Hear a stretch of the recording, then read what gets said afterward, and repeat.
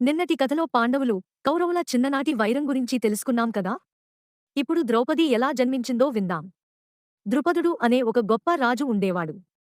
ఆయన ద్రోణాచార్యుడికి మంచి స్నేహితుడు, కానీ తర్వాత వారి మధ్య గొడవ జరిగింది. ద్రోణాచార్యుడిపై పగ తీర్చుకోవాలని ద్రుపదుడు ఒక పెద్ద యాగం చేశాడు. ఆ యాగం యొక్క అగ్ని నుండి ఒక అందమైన అమ్మాయి పుట్టింది. ఆమె నల్లటి కురులు, పెద్ద కళ్ళు కలిగి చాలా తేజస్సుతో ఉంది. ఆమెనే ద్రౌపది. అదే యాగం నుండి ఒక బలమైన యువకుడు కూడా పుట్టాడు. అతడి పేరు ధృష్టద్యుమ్నుడు. అతడు ద్రోణాచార్యుడిని చంపే శక్తితో జన్మించాడు. ఒక ఆకాశవాణి వినిపించింది, ఈ అమ్మాయి, ద్రౌపది, గొప్ప విపత్తుకు కారణమవుతుందని, కానీ ధర్మాన్ని కూడా నిలబెడుతుందని చెప్పింది. ద్రౌపది చాలా అందంగా ఉండటంతో ఎందరో రాజులు ఆమెను పెళ్లి చేసుకోవాలని అనుకున్నారు. ఆమె స్వయంవరం చాలా గొప్పగా జరిగింది. అర్జునుడు ఆ స్వయంవరంలో ఒక విచిత్రమైన విలువిద్య పోటీని గెలుచుకుని ద్రౌపదిని తన భార్యగా చేసుకున్నాడు. కానీ తర్వాత ఏం జరిగిందో రేపటి కథలో తెలుసుకుందాం.